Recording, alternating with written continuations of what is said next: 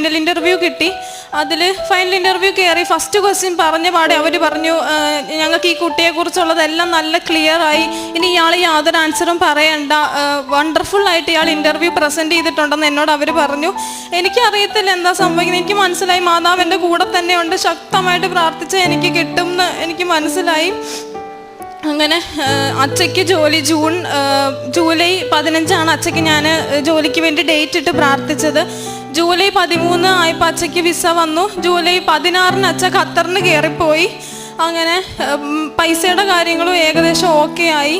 പിന്നെ ഇനിയിപ്പം 2 ലക്ഷം രൂപയോളം നമുക്ക് പ്രോസസ്സിങ്ങിന് അടയ്ക്കേണ്ടി വരും. അപ്പം ഞങ്ങൾക്കൊരു അങ്കിളുണ്ട്, അങ്കിള് തന്ന് സഹായിക്കാമെന്ന് പറഞ്ഞു.